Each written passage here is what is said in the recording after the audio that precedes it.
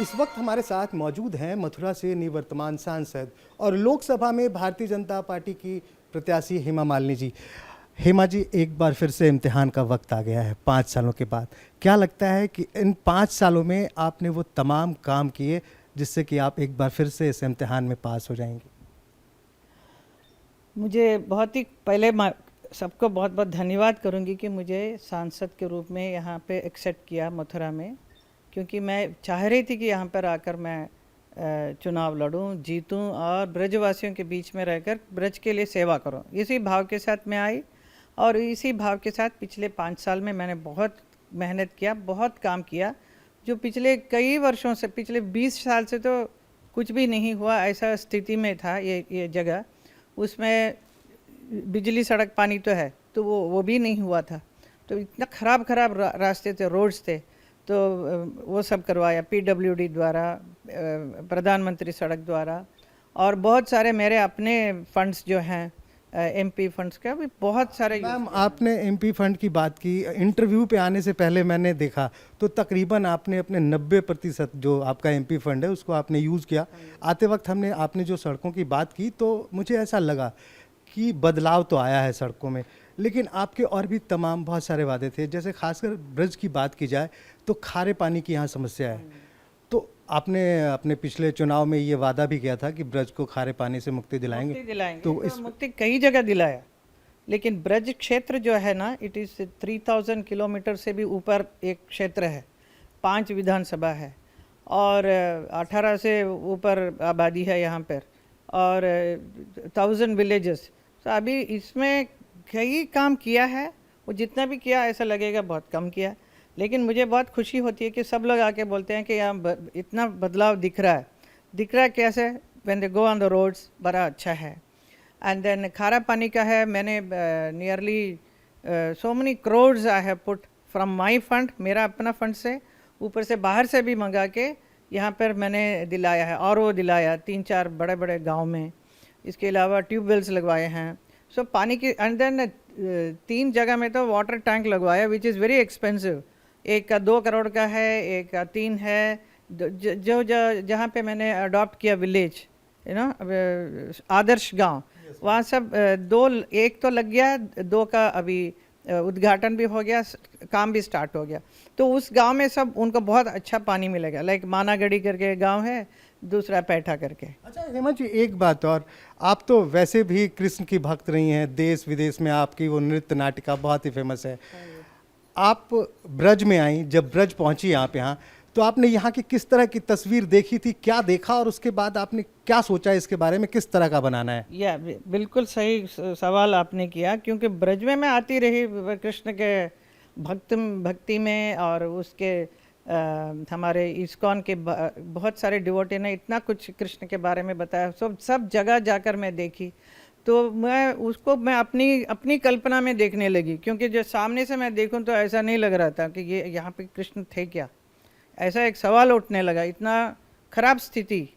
तो मेरा मन है कि वो प्राचीन काल का जो कृष्ण की वो जो नगरी थी उसको वापस वैसे के वैसे लाना है। अलॉन्ग विथ द चैलेंज यहाँ पे ये होता है कि आजकल डेवलपमेंट है, विकास हो रहा है, तो लॉ मॉडर्नाइजेशन इतना कुछ हो रहा है, तो वो पुराना प्राचीनता का कैसे कायम रखेंगे।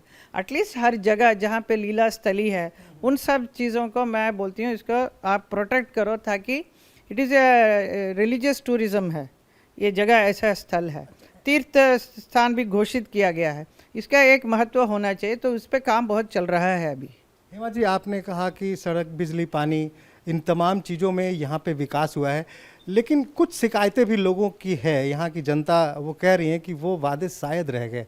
आपने कहा था यहाँ पे फिल्म प्रोडक्शन के लिए भी कुछ आप करेंगे। देखिए, वो इसके लिए भी मैं, बहुत सारे यंगस्टर्स मेरे पास आते हैं, उनको सबको एक्टर बनना, कोई राइटर बनना, बहुत इंटरेस्ट है सबको। मैं बहुत दिल से चाहती हूँ उनके लिए मैं कुछ एक एकेडमी खोलूँ, एंड टाइम पर मैं एक ऑडिशन रख के उनको प्रमोट करना चाहती हूँ। मैंने सब, मेरे बॉलीवुड में भी कई डायरेक्टरों से बात भी किया हुआ है, वो सब अभी होगा, क्योंकि इसके लिए एक थिएटर चाहिए, एक ऑडिटोरियम। वो भी मुक्ताकाशी रंगमंच है इधर, उसका पुनरुद्धार किया है।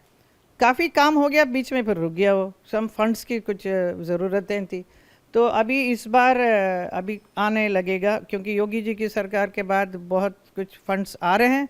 तो वो थिएटर अगर रेडी हो गया तो उसमें मैं ये एकेडमी भी ज़रूर डाल दूँगी। इसके अलावा इंडियन क्लासिकल डांस का भी एक एकेडमी रखने का। अच्छा हेमा जी, अगर बात की जाए तो आप एक नेशनल ही नहीं इंटरनेशनल फिगर हैं, तो हम थोड़े से राष्ट्रीय मुद्दों पे आप पे बात कर लेते हैं।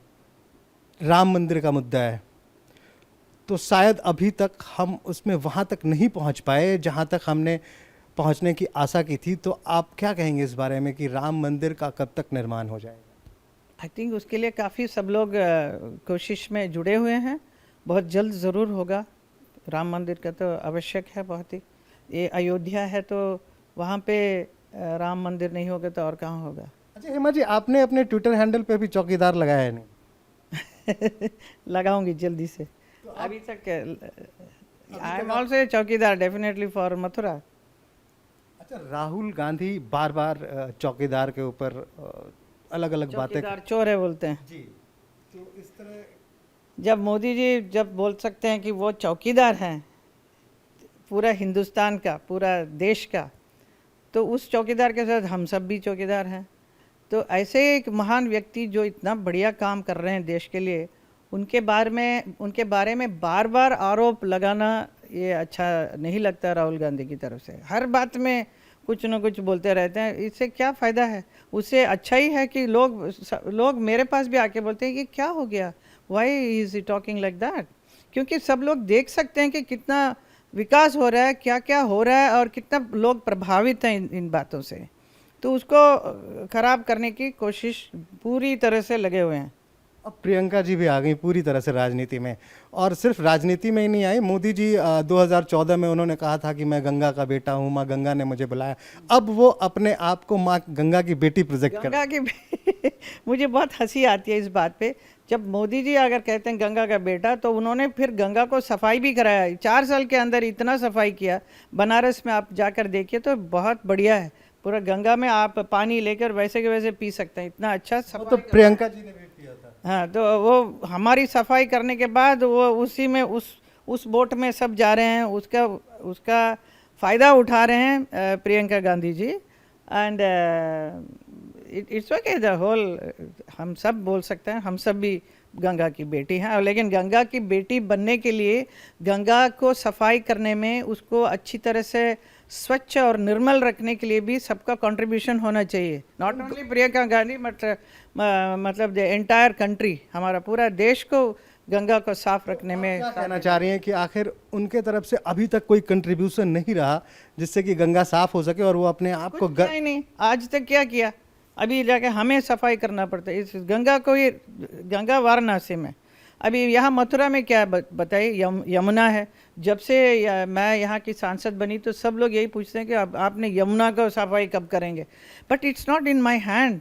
मैं जाके ऐसे 2-3 झाड़ू मार के ऐसा थोड़ी होता है। It's a big long process. Technically बहुत कुछ सोचना पड़ेगा, करना पड़ेगा, पॉलिटिकली ऑल्सो।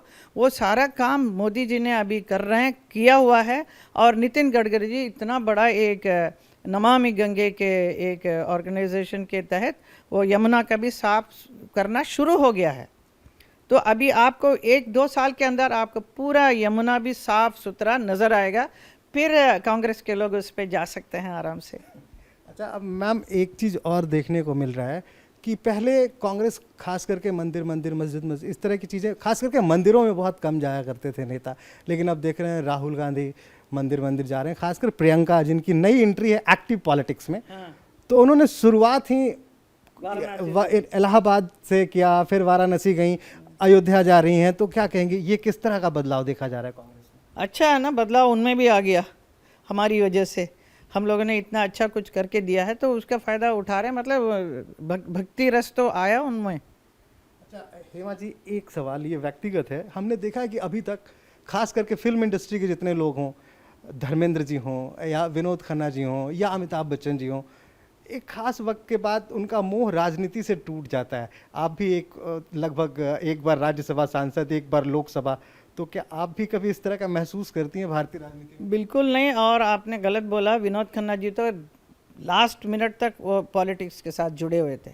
मैं कहूँगी उन्हीं की वजह से मैं भी आज पॉलिटिक्स में हूँ, इट बिकॉज ऑफ हिम। वो मुझे पहले गुरदासपुर ले जाकर मुझे सब दिखाया, बताया, और बीजेपी क्या है, अटल बिहारी वाजपेयी कौन है, ये सब मुझे बताने वाले, अच्छी तरह से समझाने वाले विनोद खन्ना जी थे। तो आप कैसे बोल सकते हैं वो नहीं? जैसे अमिताभ जी, अमिताभ जी को तो पहले से वो उन्होंने उनके अपना मर्जी है। धर्म जी को इतना अच्छा नहीं लगा। मतलब he was, there are some artist who only like to act in front of the camera. उनको वो कला ज़्यादा पसंद है then mingling with too many of people and doing this kind of work for the public. वो थोड़ा तकलीफ होता है। धर्म जी आएंगे चुनाव प्रचार में या ईसा? धर्म जी आ सकते हैं। वो मेरे काम से तो वो बहुत प्रभावित है। He is very happy what ever I am doing. अंतिम सवाल, हाँ जी। आपने नामांकन के पहले बांके बिहारी के पास जाके पूजा की, अभी आपको क्या लग रहा है बांके बिहारी पक्के तौर से इस बार भी आपको आशीर्वाद देंगे? ज़रूर आशीर्वाद देंगे। आई एम ए ग्रेट भक्त ऑफ लॉर्ड कृष्णा।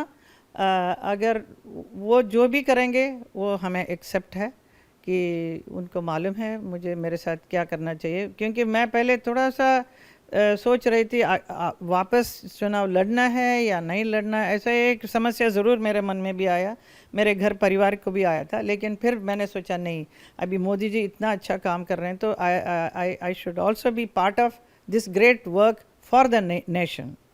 धन्यवाद हेमा जी।